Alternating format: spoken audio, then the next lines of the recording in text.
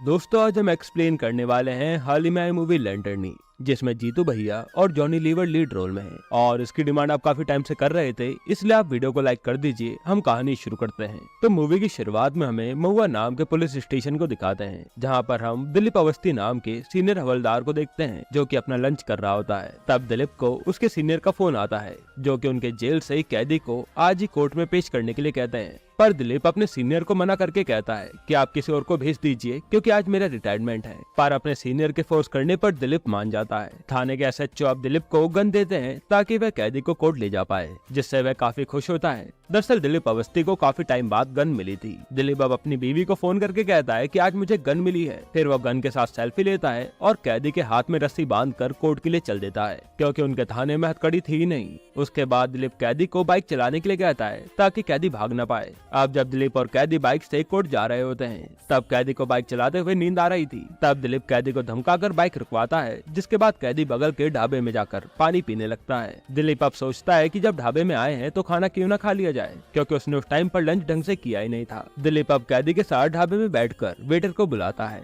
तो कोई भी उसको सीरियसली नहीं लेता। तब दिलीप अपने गन को टेबल पर रखता है, जिससे ढाबे के लोग घबरा जाते हैं और ढाबे का ओनर अब खुद आकर दिलीप का ऑर्डर लेता है। थोड़ी देर बाद उस ढाबे पर एक बारात आती है। तब दूल्हा दिलीप के पास आकर उसकी गन के साथ फोटो खिंचवाने के लिए कहता है, पर दिलीप मना कर देता है क्योंकि वह पुलिस वालों की गन थी जो कि उसको कैदी को ले जाने के लिए मिली थी। खाना खाने के बाद दिलीप और कैदी टॉयलेट जाते हैं। उसके बाद जब दिलीप ढाबे वाले को पैसे देने के लिए जेब में हाथ डालता है, तब वो देखता है कि उसकी बेल्ट पर गन है ही नहीं।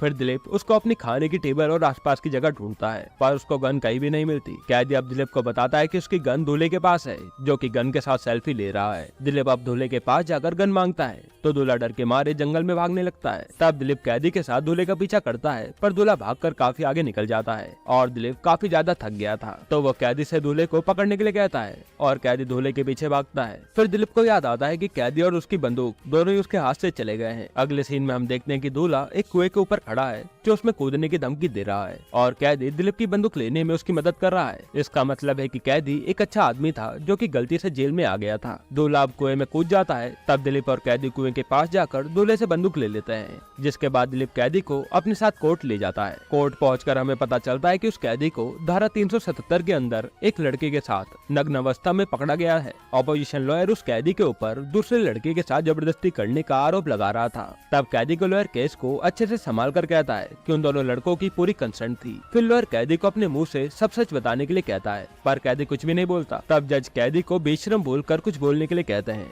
मगर कैदी ये सुनकर हंसने लगता है। दरअसल बात ऐसी थी कि कैदी एक लड़के से प्यार करता था और वह अपने पार्टनर के साथ रोमांस कर रहा था। तब पुलिस आई और उन्होंने कुछ और ही समझ लिया, जिससे वह लड़का भाग गया और वह फंस गया। जज को कैदी की हंसी सुनकर गुस्सा आता है और वह कैदी को 10 साल की सजा सुना देते हैं, पर कैदी की तो इसमें कोई गलती थी ही नहीं। कोर्ट के बाहर कैदी का लॉयर उसको मारने लगता है क्योंकि उसने पूरा केस संभाल लिया था, पर कैदी के कुछ न बोल पाने के कारण वह केस हार गया। तब दिलीप उस कैदी को बचा लेता है और वापस थाने ले जाने लगता है। रास्ते में दिलीप कैदी को उतारकर कहता है कि मुझे पता है कि तुम्हारी कोई गलती नहीं है, मेरी अदालत में तुम बेकसूर हो। इसलिए दिलीप कैदी को छोड़कर भागने के लिए कहता है। फिर जैसे दिलीप वहाँ से जाने लगता है, तब दिलीप को एक गोली की आवाज आती है, मतलब कि कैदी ने दिलीप की गन चुरा कर खुद को मार के सुसाइड कर लिया। इस स्टोरी के जरिए हम सभी को बताया गया है कि कोर्ट द्वारा माने जाने के बाद भी लोग LGBTQ कम्युनिटी को गलत नजरिए से देखते हैं और कई गांव तरफ इलाके में तो इसको पाप भी माना जाता है। इसलिए कम्युनिटी आज भी न्याय के लिए लड़ रही है। अगली स्टोरी में मिली सिन्हा नाम की रिपोर्टर टीवी पर कोविड-19 के बारे में न्यूज दे रही थी। तब मिली को पता चलता है कि उसकी जॉब चली गई है।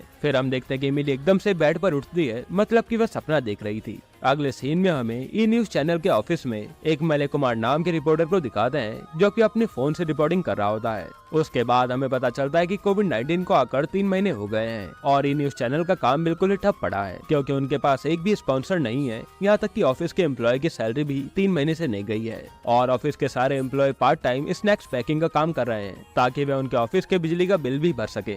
थोड़ी देर बाद ही चैनल के चीफ एडिटर पिनकई को उसके सर का फोन आता है कि उनको एक स्पॉन्सर मिला है जिससे उनके सारे एम्प्लॉय को सैलरी मिल जाएगी। फिर हम देखते हैं कि पिनकॉय और ऋषिराज जो कि मार्केटिंग हेड है, वह दोनों उनके स्पॉन्सर से बात करते हैं। स्पॉन्सर ही चैनल वालों को एक मेथड बनाकर उसको उनके चैनल पर चलाने के लिए कहता है, जिससे उस कंपनी के सारे कोविना सैनिटाइजर बिक जाएं, जो कि वह जल्दी लॉन्च करने वाले हैं। स्पॉन्सर की डिमांड ये थी कि वह उनके कोविना सैनिटाइजर को उनकी बेस्ट रिपोर्टर मिली सिन्हा से ही प्रेजेंट करवाएंगे। पिनकॉय अब अपनी पूरी टीम के साथ डिस्कस करता है कि वे इस ऐड को कैसे करेंगे, क्योंकि मिली सिन्हा को तो कोविड हुआ है और स्पॉन्सर ने शर्त रखी है कि कोविनास को सिर्फ मिली ही प्रेजेंट करेगी। पिनकॉय अब अपनी टीम को ऐड के बारे में स्क्रिप्टिंग और डायलॉग करने के लिए कहते हैं। तभी पिनकॉय को ऑफिस के रेंट वालों का फोन आता है, जो कि पिनकॉय को धमकाकर कहते हैं कि उनको 3 महीने का रेंट तुरंत चाहिए, नहीं तो वे उसको और उसके ऑफिस को तोड़ देंगे। फिर हमें मिली सिन्हा को दिखाते हैं, जो कि कोविड होने के कारण अपने किराए के घर में क्वारंटाइन हो रखी थी और उसके मकान मालिक गुप्ता जी उसको रेंट देने के लिए फोर्स कर रहे थे, पर मिली कहती है कि वे अपनी सैलरी आने के बाद तुरंत रेंट दे देगी। पिनकॉय मिली को फोन करके स्पॉन्सर के बारे में बताता है और उसे ऐड करने के लिए कहता है,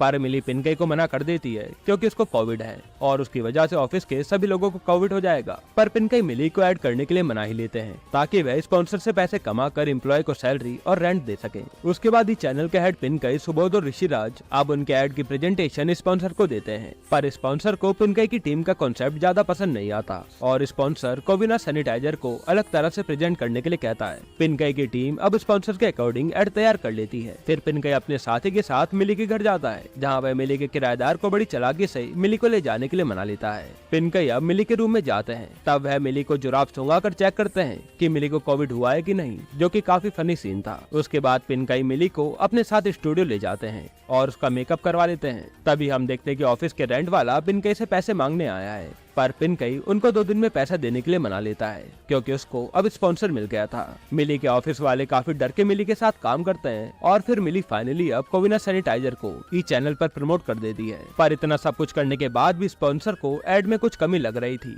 तो वह मिली के मुंह पर ही कोविनास मास्क लगा देते हैं, जिसके बाद ये स्टोरी यही खत्म होती है। अब दोस्तों, इस स्टोरी से हमें ये बताया गया है कि इंसान पैसा देकर कुछ भी करवा सकता है। पहले तो उन्होंने उस बीमार मिली को अपने ऑफिस में बुलाया और फिर जब बात नहीं बनी तो उसके मुंह पर ही मास्क पहना दिया, वरना वो चाहते तो किसी और से भी तो ये ऐड करवा सकते थे। तीसरी स्टोरी की शुरुआत में लक्ष्मीपुर की प्रधान गोमती देवी अपने पति रमेश के साथ बस में बैठकर बेरीपुर जिले के पंचायत ऑफिस में आती है और अपने पति के साथ मौन रहने के धरने पर बैठ जाती है। फिर आसपास के लोग गोमती देवी और उसके पति को घेर लेते हैं। तब हमें पता चलता है कि गोमती देवी अपने गांव का विकास नहीं कर पा रही है क्योंकि उसके गांव के 4 सरपंच पेपर पर साइन नहीं कर रहे हैं, जिससे गोमती देवी को फंड मिले और वह गांव का विकास कर पाए। इसलिए गोमती देवी ने अपने पति के साथ मौन धारण किया है। पंचायत ऑफिस के अंदर से अब मिश्रा जी आते हैं, जो कि डीडीओ साहब के सेक्रेटरी हैं। वह गोमती देवी को वहाँ से उठने के लिए कहते हैं। तब गोमती देवी पुलिस की एनओसी देती है, मतलब कि उनको धरने से कोई उठा नहीं सकता। उसके बाद मिश्रा जी आसपास की भीड़ को खाली करके चले जाते हैं। अब गोमती देवी और रमेश सरकार की काम न करने के ऊपर चुपचाप नाटक करने लग जाते हैं, जो कि पब्लिक वाली वीडियो बनाकर वायरल कर देते हैं। फिर हम देखते हैं कि मीडिया वाले अब गोमती देवी के आंदोलन को अपने चैनल पर कवर करने लगे हैं। इधर डीडीओ साहब गोमती देवी का वीडियो देखकर हंस रहे थे।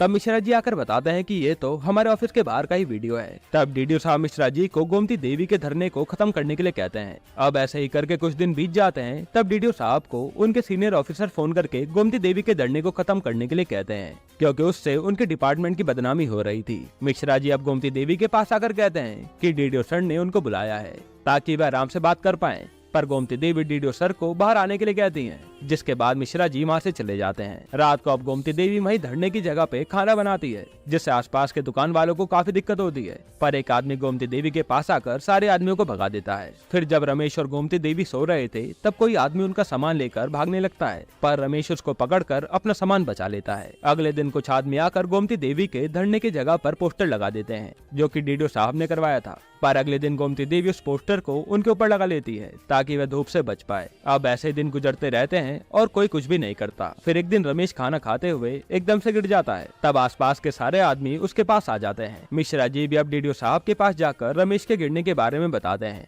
और जैसे डीडीओ साहब धरने वाली जगह पर पहुंचते हैं, तब रमेश उठकर डीडीओ के नाम का पोस्टर पहनकर दोबारा लेट जाता है, मतलब कि रमेश नाटक कर रहा था। डीडीओ के सीनियर अब डीडीओ को जल्दी गोमती देवी के आंदोलन को खत्म करके उसकी मांगे पूरी करने के लिए कहते हैं। उसके बाद डीडीओ साहब गाँव जाकर सरपंच से मिलकर बात करते हैं, पर सारे सरपंच साइन करने के लिए मना कर देते हैं। अगले सीन में हम देखते हैं कि गोमती देवी और रमेश को पुलिस वाले पकड़ कर ले जाते हैं ताकि उनका धरना खत्म हो। फिर पुलिस वाले गोमती देवी और रमेश को पार्क में घुमाकर जंगल में छोड़ देते हैं। अब ऐसे करके धीरे धीरे टाइम बीतता रहता है और गोमती देवी धरने की जगह को अपना घर बना लेती हैं। और ऐसे में 4 साल बीत जाते हैं पर कोई कुछ भी नहीं करता। फिर एक दिन गोमती देवी अपने पति रमेश के साथ पंचायत ऑफिस के अंदर जाती हैं, जहाँ गोमती दोबारा अपना पर्चा भरती है। इस कहानी से हमें पता चलता है कि सरकारी काम को करते हुए कितना टाइम बीत जाता है पर कोई भी उस काम की सुनवाई नहीं करता। और इसी के साथ ये पूरी मूवी यहीं पर खत्म होती है। दोस्तों, इस पूरी मूवी में अलग अलग कहानियां बताकर हमें सोशल मैसेज दिया गया है। आपको ये मूवी कैसी लगी हमें कमेंट में जरूर बताइएगा। और अगला एक्सप्लेनेशन आप कौन सी मूवी या वेब सीरीज पर देखना चाहते हैं वो भी कमेंट कर दीजिएगा।